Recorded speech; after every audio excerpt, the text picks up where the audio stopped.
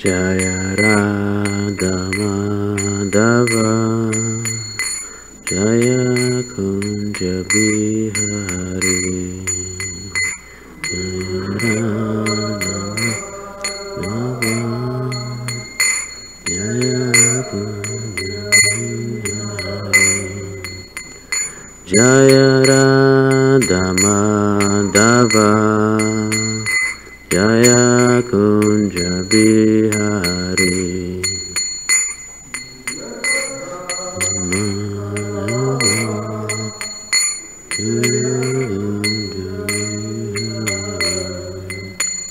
Gopi Jana Vallabha Girivaradari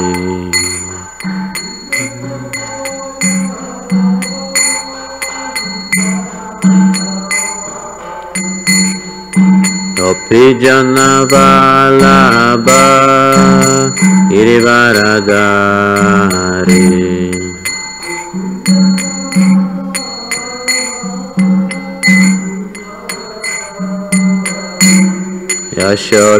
Yashodanandana Brajajana Ranjana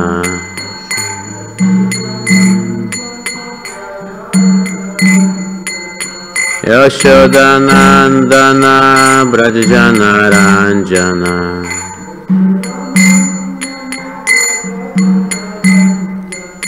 Yamuna Tira Vanachari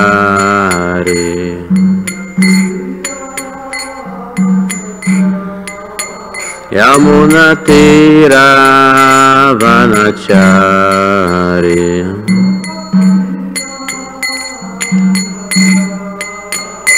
Jaya Radha Madhava Jaya Kunja Bihari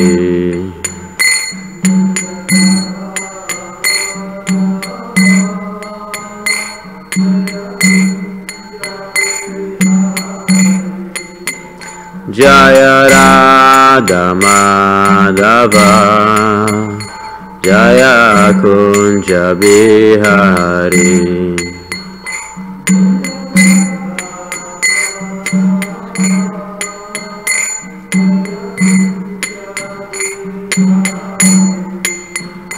Gopi Jana Vallabha Girivaradari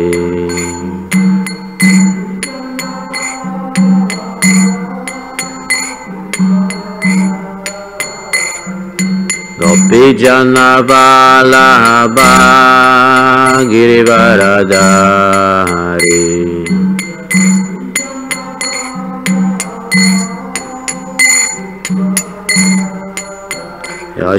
Yashodanandana Brajajana Ranjana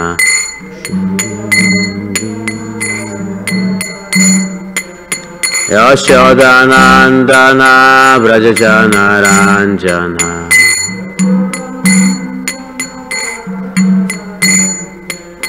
Yamuna Tira Vanachari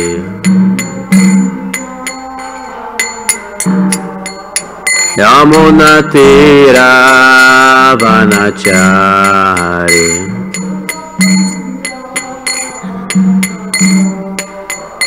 Jaya Radha Madhava Jaya Kunja Bihari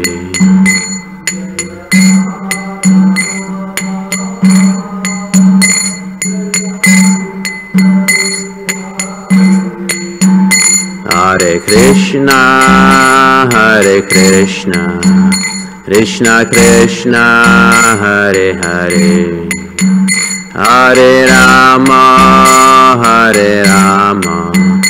Rama Rama, Hare Hare.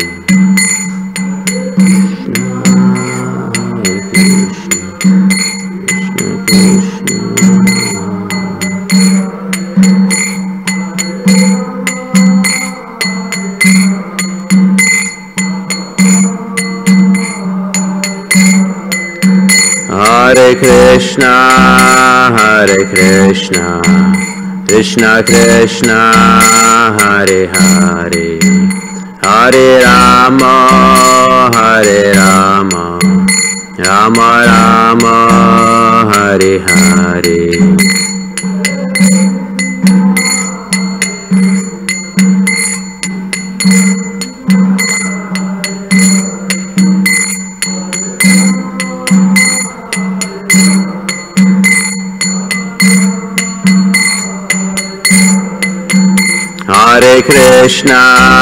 Hare Krishna, Krishna Krishna, Hare Hare, Hare Rama,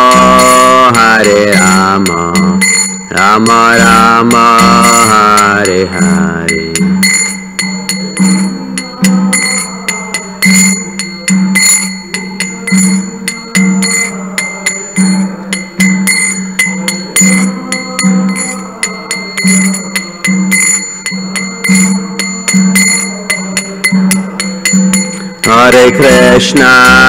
Hare Krishna, Krishna Krishna, Hare Hare, Hare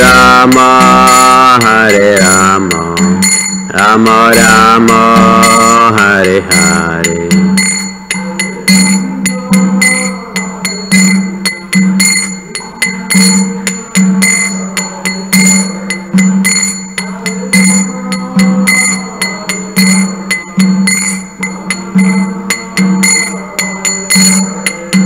Jaya Kishore Kishore Jaya Kishore Kishore Jaya Kishore Kishore Jaya Kishore Kishore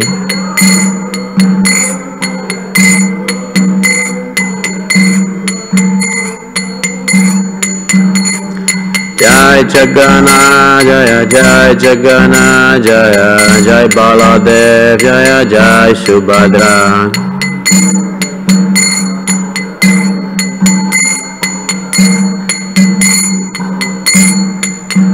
Nitai Gaura Haribo, Haribo, Haribo, Nitai Gaura Haribo.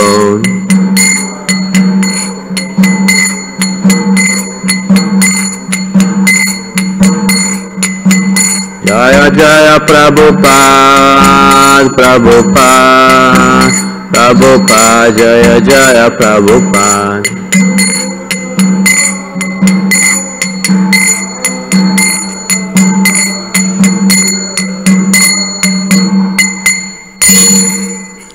Jai Om Vishnu Padaya Paramhamsa Parivagacharya Astutara Shata Srimad His Divine Grace A.C. Bhaktivedanta Swami Srila Prabhupada Ki Jai. Jai Om Vishnu Padaya Paramhamsa Parivagacharya Astutara Shata Srimad His Divine Grace A.C. Bhaktisiddhanta Saraswati Goswami Prabhupada Ki Jai. Ananta Koti Vaishnava Vrinda Ki Jai. Srimad Bhagavatam Grantharaj Ki Jai. All glories to the assemble of devotees. All glories to the assemble of devotees. All glories to the assemble of devotees. All glories to Sri Guru and Gauranga. Krishna Krishna, Srimati Janmashma Bhaktivedanta, Namaste Saraswati Devi, Gravani Pracharya, Nivishesha Shrimad. Vanchakalpatarvyascha kripasindhuvesya padinam pavanami vaishnavinam.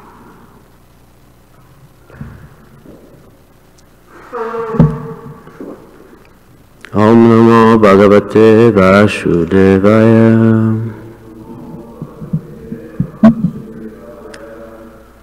Om Namo Bhagavate Vasudevaya. Om Namo Bhagavate Vasudevaya.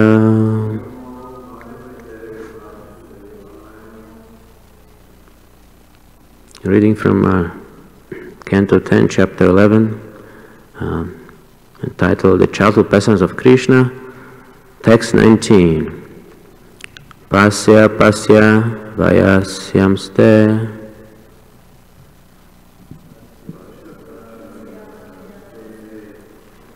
matmrshtan svalan kirtan tvam chasnata kirta haro viharashva svalan kirtaha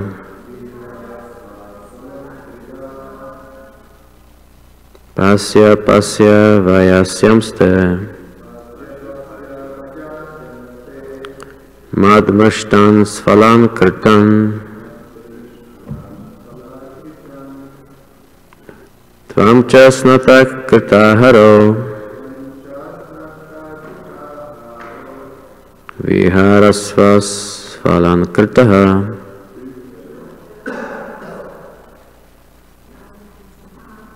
pasya pasya vyavasyamste madmashtan svalan kirtan tvam chasnata kirtaharo viharashva svalan kirtaha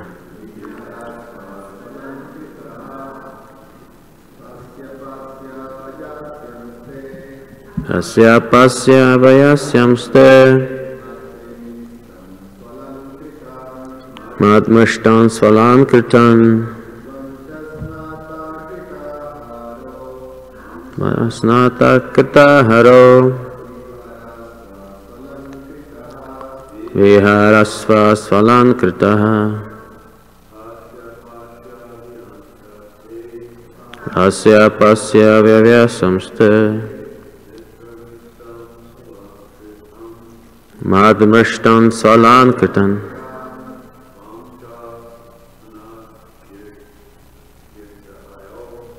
tvam chasnata kirtaharo viharashva svalan kirtaha pasya pasya vayasyamste madmashtan svalan kirtan tvam chasnata kirtaharo viharashva svalan kirtaha. Word, anyone else? That's how. Word by word translation. Pasya pasya. Just see, just see. Vayasyan. Boys of your age. Te. Your. Matr Mrstan. Cleansed by their mothers. Su Alankritan.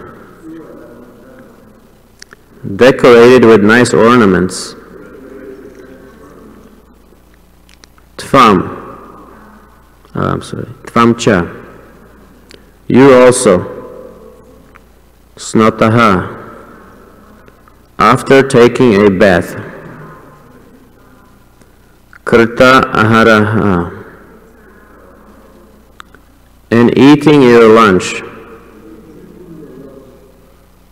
Viharasva. Enjoy with them. Su alankritaha, fully decorated like them.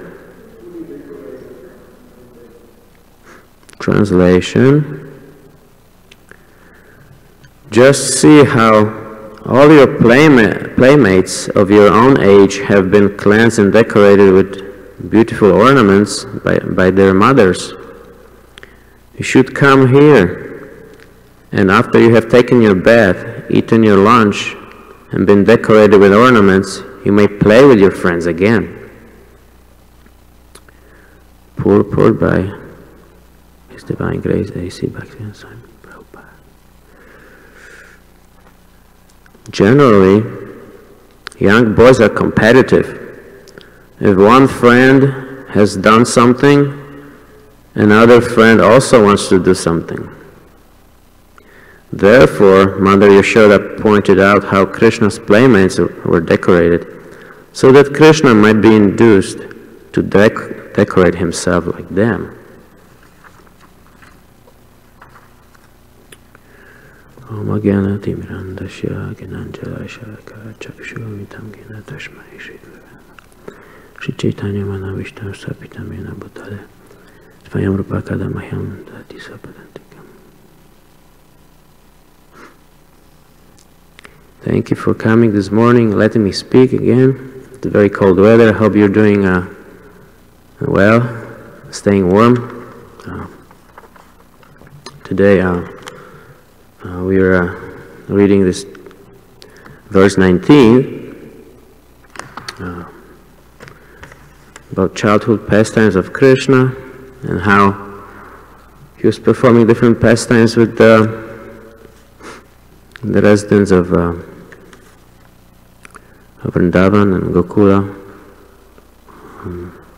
Like I mentioned a couple of weeks ago, Krishna comes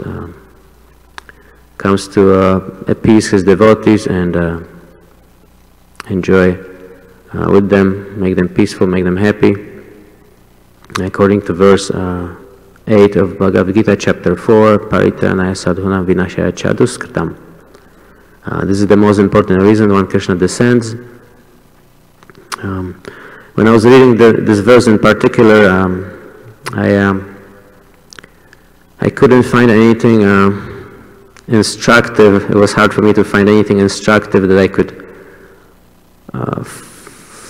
relate today, and I was going between the translation and the purport, and finally I found something about psychology. So maybe very related. So I'd like to start here. Basically, you can observe here how Mother Yashoda, you know, the boys were playing by the riverside, and they were playing very focused, very attentively, and they didn't want to go for lunch. They didn't want to take a bath or anything. They just wanted to play, and it's quite natural. Quite natural. Children want to play. They even forget about food. So they were playing by the riverside, and Mother Rohini tried to call them, and then that didn't help. So Mother Rohini told Mother Yashoda, maybe you can call them, maybe you can induce them to come home and take lunch, take bath, and be nicely decorated. So Mother Yashoda gave it a try. So she's trying to call Krishna, and she's trying to induce him to come.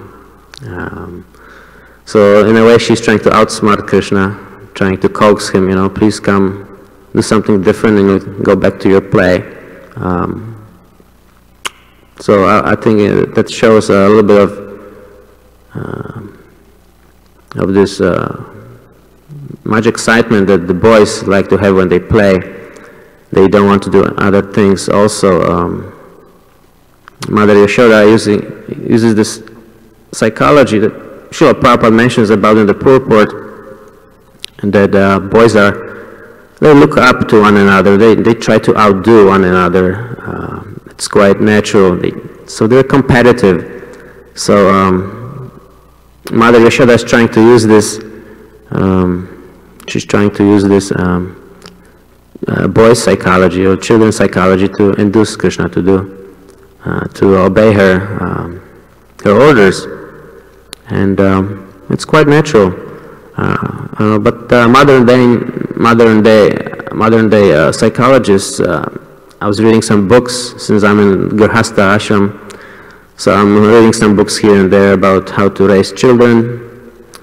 And one of the books, there was like a best-selling book, and it said that you should not try to compare your children with other children. You should not use other children as examples to motivate your own children or to show them what not to do. This book in particular was speaking something about let the children discover for themselves. In our adult world, there's also something called be your own hero. You know, don't worry about others. Don't try to see what others can do better than you. You just do your own thing. So this book was saying something a little bit different, and I don't think it was very natural psychology of a child is to look up to his her playmates and try to do the same thing and outdo them or compete. And I have practical experience. I have two boys, and they try to, the younger one tries to imitate the other, tries to outdo the other, and sometimes there's quarrel, sometimes they don't want to listen, and that's the way it is. But the point that I'm getting to is that that not only in the children's world, but also in the adult life, the tendency to look up to others, to emulate them, and take instructions from them, or just try to copy them, is there. The adults may not be necessarily. They don't necessarily have to have their mothers, right by them, telling them what to do, or their bosses. But the adults are motivated to look up to those who are successful in their fields, and they want to emulate them. They want to take lessons from them, take something that they have that's better, and then maybe use them in their own life so they can also be successful. So this psychology in children also is there in adults, and more refined. So the point I'm getting to, the main point of the lecture would be to who should become a role model for our children, the new generation. Who can our children aspire to? And the answer to that is that it is those individuals who exemplify qualities of character, such as honesty, truthfulness, wisdom, tolerance and self-control, courage and generosity. We can see that the world needs it. Just look at the world, how our society runs itself, how the government is, how the leaders are, how they behave.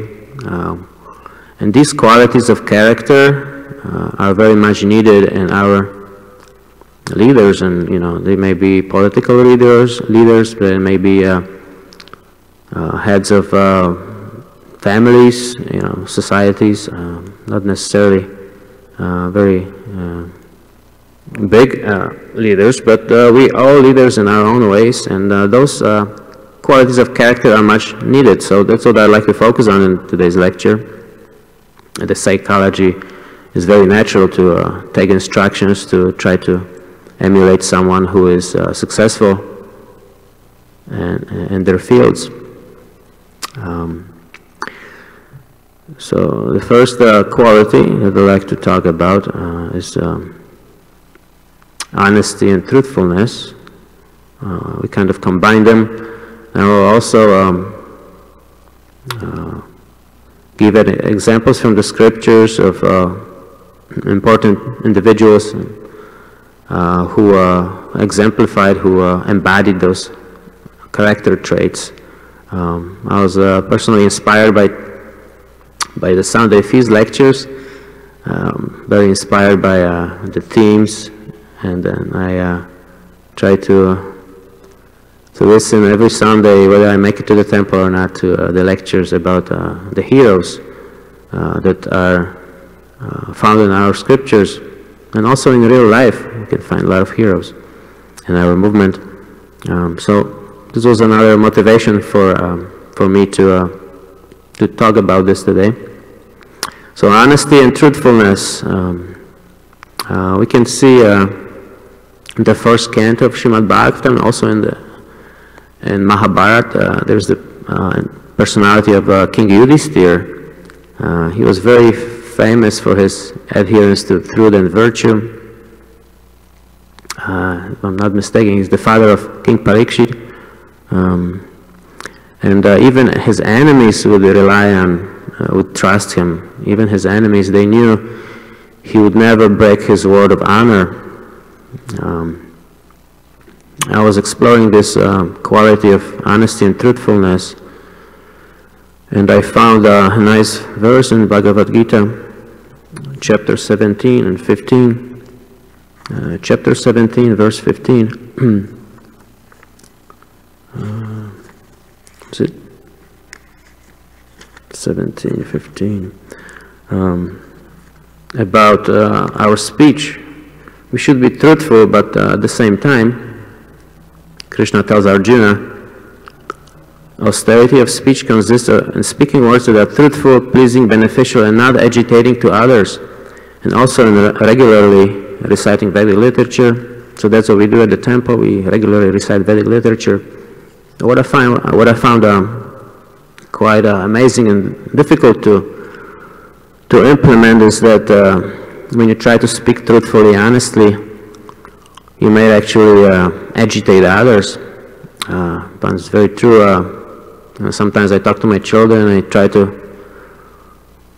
give them some good advice. And listen, you can do 5 more minutes of play, and then we can do homework and this and that, and they get agitated. They're not happy. So it happens. You know, it's not easy to do, to be honest, truthful in conversations, in dealings with others, and at the same time not cause any agitation in them or offend them. That would be even worse, offending them when you're trying to tell them something that's truthful, that's you know it's the best you can tell them.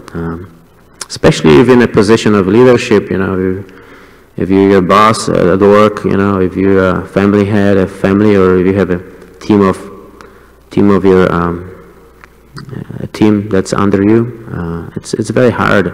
It's an art, and Maharaj Yudhisthira is a very special individual. He was the king of the whole world,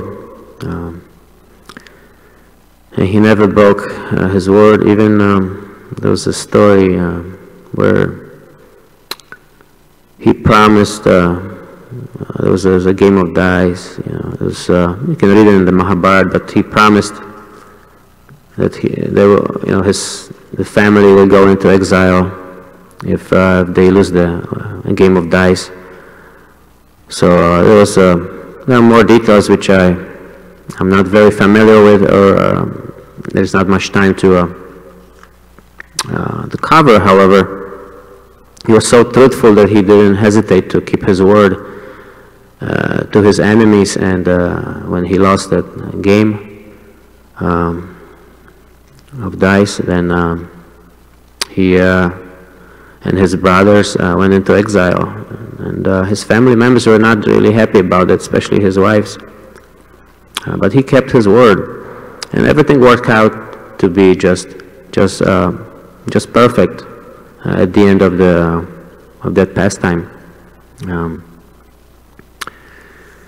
So King Yudhisthira, a very trustworthy and respected individual. Even his enemies, his enemies trusted him. We expect the enemy to resort to all kinds of cheating and lying tactics, whatever it takes to bury your enemy. But Yudhishthir's enemies trusted him, trusted his word. So he can still be a great leader, great warrior, and be honest and truthful. The next quality that I'd like to mention is wisdom.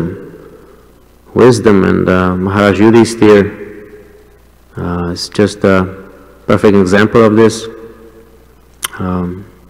Like I said, there is a mention of him in the first canto of Srimad Bhagavatam, also in the Mahabharata. He's all there in many chapters and many verses of the Mahabharata.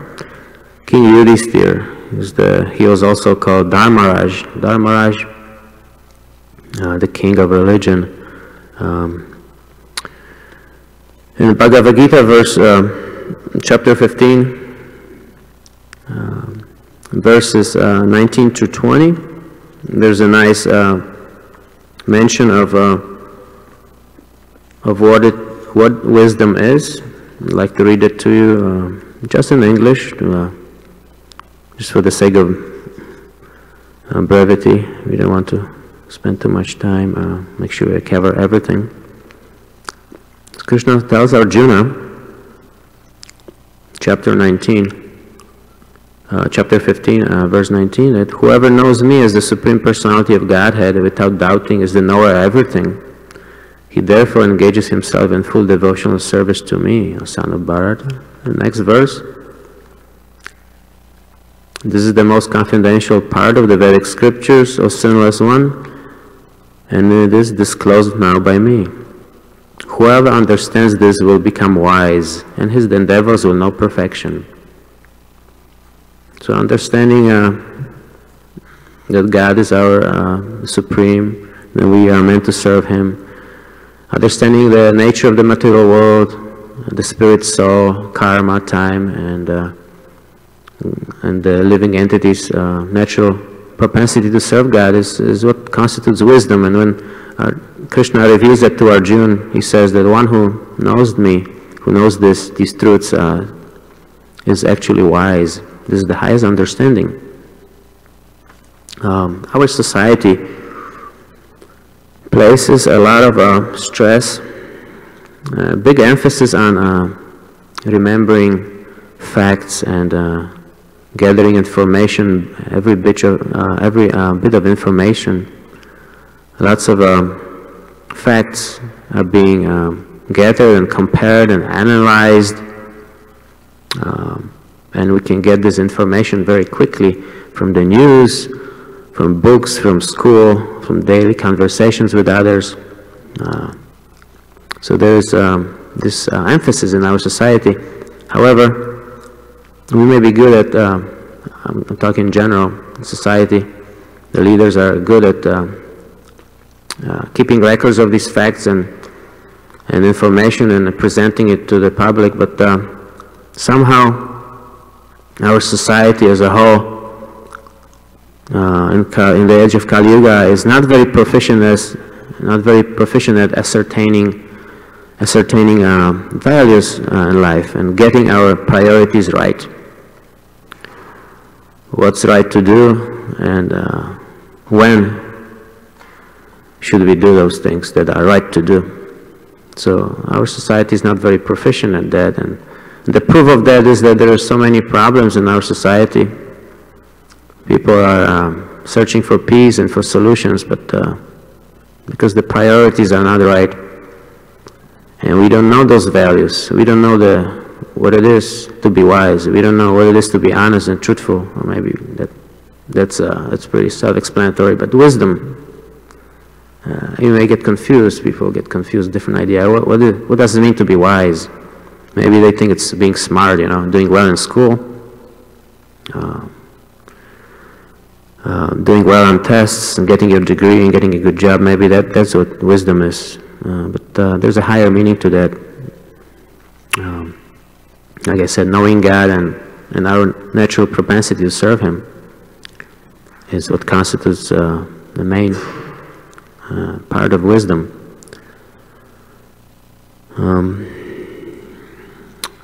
So Yudhishthira was such a pure devotee of the Lord, and he used his all the royal paraphernalia to serve God. At the end of the pastimes, he did not hesitate to leave his kingdom. Of course, he left it in the hands of his son, and he went on to the forest to meditate on Krishna. When everything, all his duties were performed, everything was done, and Krishna also completed his pastimes. He also had no hesitation in leaving his kingdom for the sake of the kingdom. He just left it in the hands of his son, and he was ready to move on to the next step, to the next mission that Krishna had for him. So he was not attached. He actually exemplified wisdom that can also be said to be a feasible renunciation, a practical renunciation. He used what he had, and he had a lot. He was the king of the world. For Krishna, he used it in the service of Krishna, and then when he saw everything was done, left it in the hands of his son and moved on. The next quality that I would like to talk about is tolerance and self-control. I chose to mention King Parikshit and King Ambarish from Srimad Bhagavatam, cantos, first canto again, and canto 9. You can read some stories, some histories about those great kings. So as you may know, King Parikshit was cursed by an immature Brahmana boy. He was cursed to die within 7 days. Why was he cursed? Because the king was hunting, and he was tired from his work. He stopped by a hermitage of one sage, and the sage was not around, I think, and the boy was there meditating. So the king was thirsty and hungry. He grabbed some water. And the immature young boy, Brahmana boy, didn't like that, so he cursed the king to die within 7 days. And whenever I read these pastimes, I'm really struck by how completely unmoved and really surrendered King Parikshit was, and he took the turn of events to be God's will, and he was completely competent to curse back, to avenge himself. He was the king of the whole world. He could destroy the hermitage. He could kill torture all the family members or whoever cursed him. He could curse, fight back. But he was completely different. His consciousness was completely different. Surrendered to God, and he saw that it may be the Lord's will. So he actually felt at fault himself. He didn't think there was anything wrong with what the Brahmana boy did.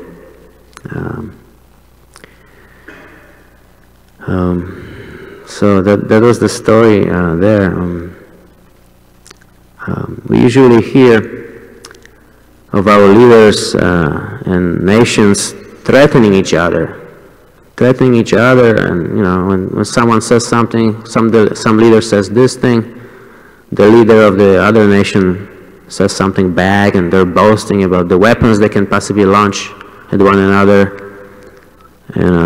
You can watch the news, and I'm sure you hear it from others, even if you don't watch the news. I hear it from others. I don't watch the news, but hear what's going on. So there's this spirit of, if you do this, I'll do this. If you say this, I'm gonna threaten you. If you're threatening me, I'm gonna threaten you. This is the situation with our leaders. They function at that level. But King Parikshit was quite different. He took the curse and went about his day. He understood there might be a higher plan of the Lord.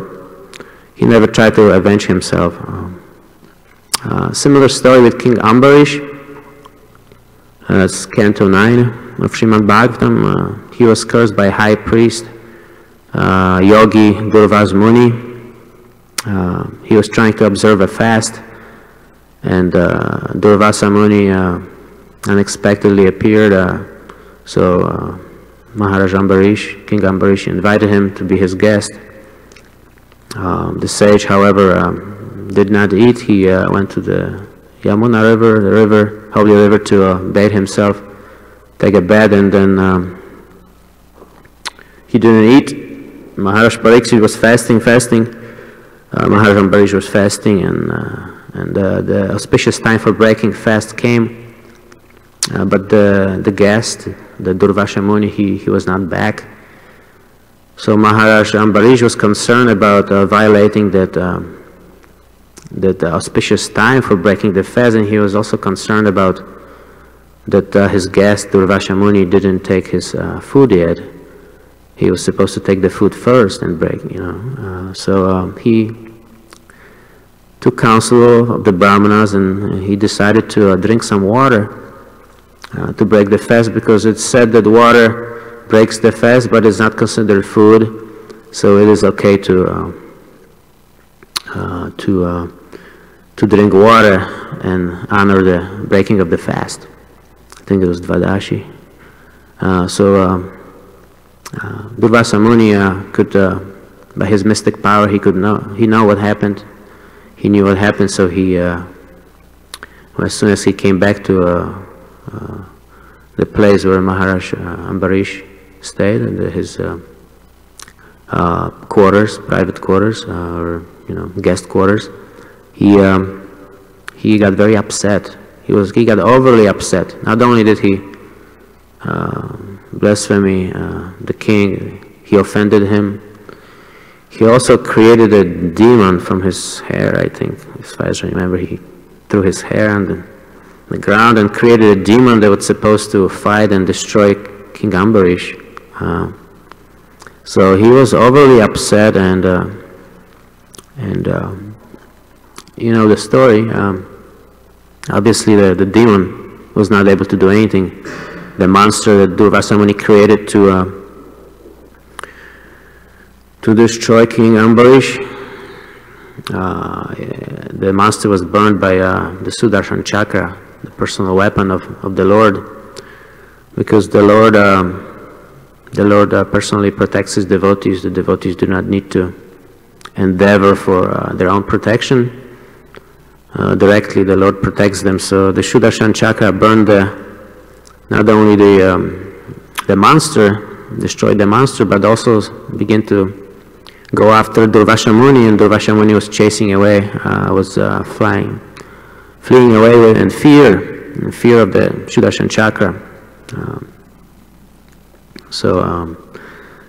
We can see here, I won't continue the story, you all know it, but I just wanted to give an example of how the king took the King Ambarish and King Yudhishthira and King Parikshit. They took the curse and the anger of Brahmins, of someone who may be higher caste-wise, like Brahmin is higher than Kshatriya king, but actually Srila Prabhupada reveals in the purports that Vaishnava is even higher than Brahmin, and no one can defeat a Vaishnava, even if he has the best weapons and the best mystic powers. So King Ambarish and King Parikshit, they were very tolerant and self-controlled. They controlled their anger. They did not retaliate with force or anger. They controlled their senses, and that's why they were successful and kept Krishna in their hearts and they never lost sight of Him. Perfect consciousness. Whatever happens, any turn of events, they stayed tolerant and self-controlled and remembering Krishna. That's for this one. And there's a nice verse in Bhagavad Gita, verse 22, that also can be said to prove how Krishna protects His devotees and carries what they lack. Verse 22, chapter 9. Those who worship me with exclusive devotion, meditating on my transcendental form, to them I carry what they lack and I preserve what they have. So no matter if you are powerful, like a king or martial arts, whatever, you have great weapons, it doesn't matter. If you're a devotee of the Lord, you don't need this. So for the next example, which I like to give the next example of Prahlad Maharaj, you will see how the Lord helps and protects the devotee, although the devotee may look seemingly defenseless and not very powerful. So the next, moving on to the next quality, I chose the quality of courage. It sounds like a kshatriya quality of character, as opposed to tolerance and wisdom. It's more like Brahminical quality, honesty, truthfulness. But courage is it's very good quality to have, and it's very popular in our society, as our society understands courage to be.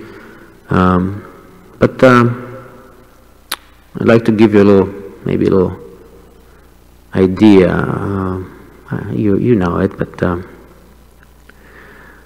I'll just give you a little description I'll give you an idea of what kind of material courage is and what spiritual courage is. So I'd like to make that distinction later on.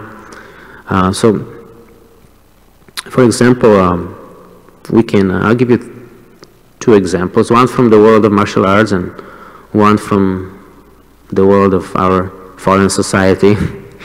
So in the world of martial arts, I used to watch those mixed martial arts tournaments and other fights, and whenever there was an important fight between two great martial artists, there would be a pre-fight interview, and the opposing parties, the opposing camps, trainers, coaches, or the fighters themselves, they would throw some challenges and say something bad about the other opponent, and then the other opponent, the other party would say something bad, on the other side. So they were like kind of belittling and threatening one another. Oh, I'll do this to you, and this and that, trying to intimidate one another and create fear and increase publicity by making such thrown at him from the other opponent. So if he, despite all of this, he would stand in the ring and fight and win, he would be considered courageous and great and champion. And then a little bit more elevated level of courage would be that of a firefighter and a policeman. That firefighters and policemen, they have that call of duty, they have their duties, and when there's some emergency, they have to come, they have to be brave, they have to restrain and hurt others if necessary, if those who are threatening to our more peaceful individuals. So that's a more elevated level of courage, and especially in Chicago, our cops have to be very, very especially brave. Illinois is Chicago's highest crime rate of all the states. And also from my personal experience, I can tell you a little bit that in martial arts, traditionally, the courage is more about controlling the qualities of anger and fear. So in critical situations, we we can have some positive kind of action. It may or may not have to be physical, but in critical situations, we're able to control our anger and fear and act the right way, whether we have to fight or not. So that's the definition of courage. Trying to restrain the anger and control the senses, restrain the senses, and from fear and anger. But Srila Prabhupada gives us a quite different definition of courage. I'd like to read something from Mahabharata, some nice statement about Prahlad Maharaj. First it starts in Mahabharata. Let's see. So it's a paraphrase. Since Lord Krishna is the reservoir of all power and martial skill, his servants do not endeavor to become martial artists and thus powerful on their own. Indeed, the Lord assures them of his protection, just as a child moves freely among dangers, assured of his father's protection. Period. That's why only some servants of Krishna engage in military pastimes with Lord Krishna, whereas others exhibit different aspects of character, or different aspects of religion in their attempt to fulfill their Lord's mission. And Prahlad Maharaj is the perfect example of Krishna's servant who neglected martial military power and exhibited complete dependence on the Lord. Externally, he was a 5-year-old small boy, but it became obvious that he was unconquerable. He had a father who was very demanding. He was the strongest, the biggest demon of the universe. Even the Indra, the king of heaven, was fearful of Hiranyakashipu, Prahlada Maharaj's father. So Prahlad Maharaj's father, the demon, he wanted to kill him. He employed his servants to kill him because he was talking about God and spreading the good news about Lord Vishnu, Lord Krishna. So Hiranyakashipu had spent years performing austerity in order to gain both mystic power and mastery of the world. He became so powerful that even Lord Indra feared him. So the Lord sent Prahlad to earth to demonstrate how material power cannot touch a devotee. A devotee is always perfectly protected against material weapons, as long as he tries to sincerely distribute devotional service to others. So that's a very special description here.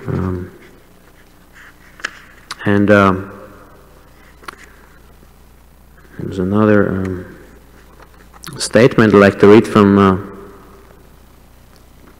Mahabharata, paraphrase again.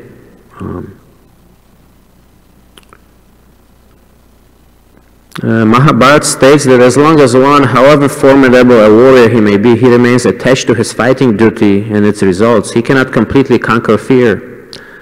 Quoting from Mahabharata, I used the novelized version by Krishna Dharma, page 919.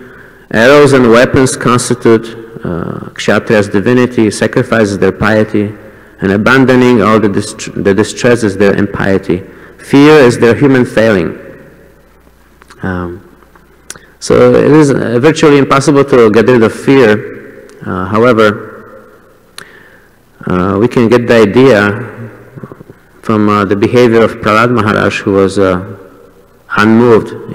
He was tortured by his father.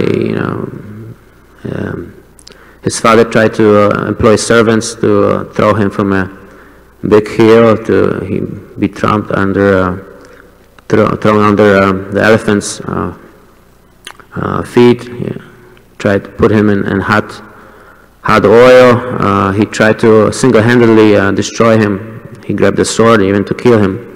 But It says here that to be truly fearless means to be fully independent of everything material, including victory or loss. Fear is caused by attachment to possessions, subtle or gross. Attachment is caused by the desire to own. True fearlessness and thus real courage comes when fear is eradicated. A truly advanced devotee of Krishna does not perceive situations as fearful because he is convinced that he cannot be destroyed. Krishna tells Arjuna in verse 23 of chapter 2 of Bhagavad Gita that the soul cannot be cut to pieces by any weapon or withered by the wind, moistened by water. The true courage that Srila Prabhupada talks about and Krishna talks about is actually removing our attachments and being completely focused on Krishna. Then we don't have any attachments other than the attachment of serving Krishna. There is no fear and there's true courage. One more quality I'd like to briefly mention is generosity. Generosity, one may be very generous in giving someone $1,000, homeless person, $1,000, which may lead him to either get his own apartment or maybe he'll get more addicted to various drugs. But true generosity is sharing knowledge about spiritual knowledge and saving the soul. Srila Prabhupada used this analogy about saving the man who is drowning. So if you save the dress of a man, it's the external body. If you save the dress of a man, it's not as good as saving the actual person. If you have the body, that is appreciated, but if the spirit soul has to be reborn again and suffer more and more without an alienation of God, then you're not helping the soul and we're not being very generous. You know, the highest generosity is to share spiritual knowledge to those who are favorable and innocent and help their souls to come closer to God. And the example that comes to is always in my heart is Srila Prabhupada, who exemplified the highest level of generosity. He gave up his comfort in Vrindavan. He was well known as a great sage. You know, everyone knew him in India. His health was not so great, and he neglected it. He just traveled to the West to help very fallen individuals like ourselves, speaking for myself, and our society at that time. So he shared the treasure of Krishna consciousness, and therefore he was the most generous person. So we should try to attempt to do the same in our own ways. In conclusion, this is getting a little bit late, I'd like to say that that only individuals who embody such qualities of character are worthy of becoming role models for our children, for our youth. It is also somewhat effective for to keep mentioning and pointing it out to our non-devotee public that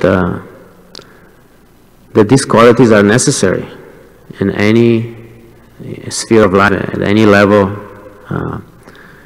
that those who are non-devotees, they can get a better appreciation of our movement, because we can create such individuals with divine qualities of character. We can create such individuals. We have a process.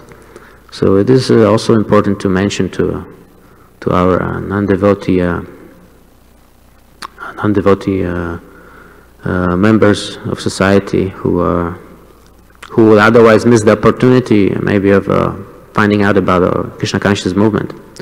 We can definitely have the process to create individuals with those qualities of character that are so much needed in our society today. Thank you for your attention. If you have any questions, I'll be very happy to try to answer.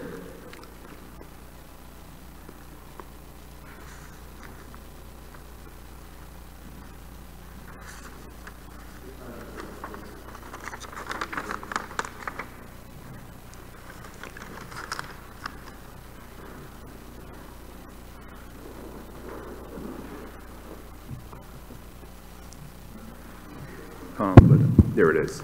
Oh, there you go. Hare Krishna Prabhu, thank you for your class. Hare You always Krishna. give the most profound points, a lot of them. I would like to discuss many of them, but I have to, edit it down otherwise. But the last point you were mentioning, I really appreciated. This is appreciation of your last comment about Prabhupada, how generous he was, and you made a profound point that Bhaktisiddhanta said also, that real generosity is to give people Krishna consciousness, because Bhaktisiddhanta said something very similar to what you said. And it's considered kind of controversial, but it makes sense if you think about it. He says it is better to give one person Krishna consciousness than to open up thousands of hospitals. And people are like, how is that possible? Because when you get your health back, but without Krishna consciousness, what happens? You start exploiting others. You have the strength to compete and exploit others and cause havoc for all of human society. So that's why giving Krishna consciousness is better than open hospitals. Spiritual health is better than material health. So, Sure. thank you for that point. But one of the main points you were mentioning is that a couple of the points is that you said sometimes people who have college degrees, they think this is wisdom. But she was like, this is not wisdom, the good qualities. And we see that in practical life, politicians, they went to very prestigious universities, but now they're in jail. So one thing, since I'm a writer, one thing I'll meditate on to try to remember is that what is the use of attending Harvard without humility, Princeton without principles, Yale without yielding, or Stanford without standards? Mother Krishna. And that's what Lord Chaitanya says. Gita dita chaye napi bhati bhavena chetasa veda sastra panana nani tenati dani sarvashaha. He says in this illiterate Brahmana pastime, the proud scholars, they could compose many speeches composed of thousands of words. And an illiterate Brahmana could only compose a speech of a few words. The Lord Chaitanya says, you're an authority on the Gita. Why? Because you're familiar with one word, humility. And that's why Lord Buddha, an avatar of Krishna, he said a very nice quote. He says, even though a speech be 1,000 words, but made up of senseless words, one word of sense is better, which if a man hears, he becomes quiet, peaceful, and humble. Wow. So my last point, and maybe you could expand on this, is that regarding the verse today, and you also mentioned a pure devotee, Yudhishthira Maharaj is a pure devotee. In this verse, from verse 19, it says that Mother Jasoda told Krishna to cleanse himself. She told him, take your bath, eat your lunch, and decorate yourself with ornaments. So we see that the great teachers, they tell us to cleanse ourselves, to cleanse our consciousness, to feed our mind with Krishna consciousness, and to decorate ourselves with the ornaments of good qualities. Same thing. So when we hear the word pure devotee, naturally a notion comes to mind. But you were mentioning the pastime of Durvasa Muni, which I'll just mention this last point. Durvasa Muni, he considered himself more pure than Ambarish Maharaj. He says, in this chapter it says he was envious Ambarish. So he was essentially thinking, I'm a Brahmana. I know all the nuances of the scriptures. You see this saffron? I'm pure. I'm celibate. I have saffron. But Ambarish, they're considering him a wise man more than me. So we see that objectively speaking, it may be easy to purify our clothes or purify our body with bleach and soap. But it's not so easy to purify our mind. In other words, spiritual purity is not so cheap that simply by purchasing bleach or soap at the store, we could cleanse our mind. We can't take our mind out and put it in the washing machine and cleanse our mind of envy, of lust. For that, we need Krishna's mercy. Shrimvatam swakata Krishna punya shravanam kirtana. Hridiyanta stohiya bhadrani vitanoti surhit satam. Only by pleasing Krishna and hearing Krishna Katha can you purify, and we see that. So the Rasamuni, pure that what are some steps we can move forward to develop this internal cleanliness, because, you know, naturally we're conditioned souls, so a lot of times the tendency is that, you know, when we see somebody is getting more honor than us, they shouldn't get the honor because they're not peers. I'll just mention one last example, two related examples. In the first canto, chapter 11, verse 19 of the Bhagavatam, this verse talks about prostitutes, and in a purport, Prabhupada says we should not even hate the prostitutes. Prostitutes can even be unalloyed devotees of the Lord. And in the Haridasa Kaur pastime, it's described that when Haridasa Kaur purified the prostitute only after 3 days, wow, she became an exalted devotee who was able to give Krishna consciousness to others.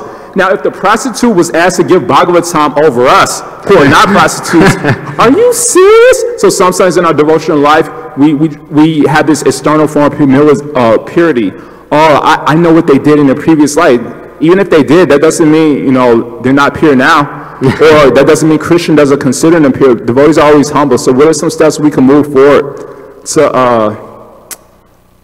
develop this real sense of purity, internal purity before Krishna makes us realize we're impure? Like Sabari Muni. Sabari Muni thought he was more pure than Garuda. And because of this offense, he said, I'll kill you, Garuda. The Lord made Sabari Muni make him realize he was impure. He married 50 girls and fulfilled all his fantasies, lusty fantasies. And so that's one thing, one last point Prabhupada says in the Ishopanishad, mantra 18, in its purport, he says that the Lord is so powerful, he can make a pure Brahmana as low as a dog eater, and he can make a dog eater as pure as a Brahmana. So what are some steps we could do, develop this real sense of humility and purity before Krishna makes us realize how impure we are? Yes, very good, Prabhu, very good points, and it's obviously concern. Something good came to my mind. Obviously, the first thing, what I find is very useful is doing the morning program. I am trying to do the morning program Srila Prabhupada recommended. It's very good for purification and staying in that elevated state of consciousness. So when we leave the temple and like go outside, our consciousness remains at that level. For my experience was, you know, if I don't do enough chanting or my morning program is shorter than or not focused, and I go to work, I tend to, I catch myself thinking, you know, in material terms, you know, as evaluating people, criticizing them in my mind, because my morning program was not where it should be. Oh, you know, I chanted only one round and I did one bhajan real quick, and I was not even focused on the bhajan, I was already thinking about what's going to happen at work. So, but if I have better days where my morning program is, so I get up early, I spend 2-3 hours, you know, chanting, do some reading, do some bhajan, some puja, then I feel that the effect stays with me longer for the rest of the day. So Srila Prabhupada, I found it very true from my own experience that Srila Prabhupada said, do the morning program.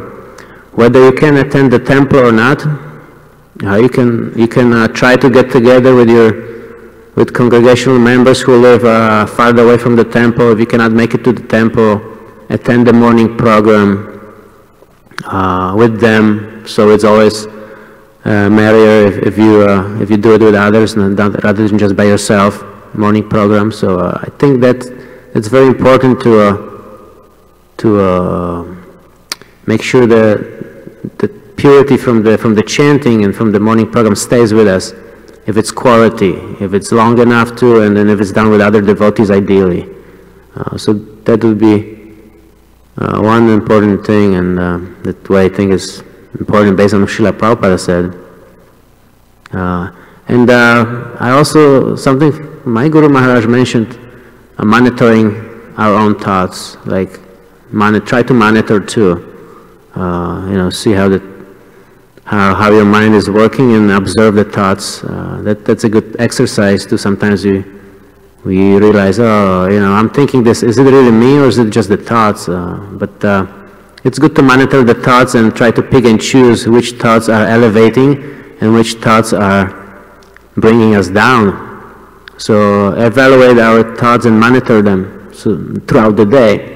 Obviously, when you're doing your chanting in the morning and the morning program, the thoughts ideally should be only good, positive, and spiritual.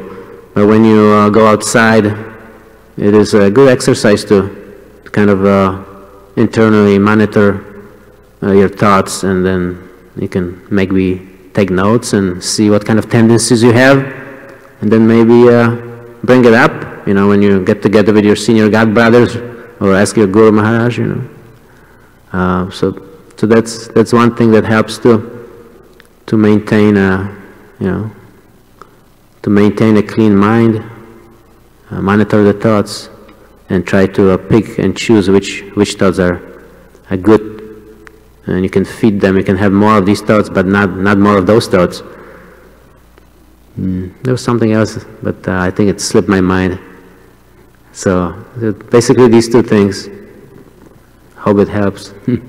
It does. That was a very nice answer. I'll just say one quote that reminds me of your very beautiful answer. It says, do not have your concert first and then tune your instrument afterwards. Begin the day by tuning into the Word of God, and first of all, get in harmony with Him. Wow, that's great. And we see that if we don't begin the day by tuning into the Word of God, we don't sound good. Just like when our instrument is out of tune, we don't sound good. So our thoughts don't sound good. So thank you very much. That's a good answer, and reminded me of that quote. Thank you, Prabhu, for your good points. Thanks. Any other questions? Vanchakalpatarubhyascha kripasintu patidhanam pavanebhyo vaishnavebhyo namo namah.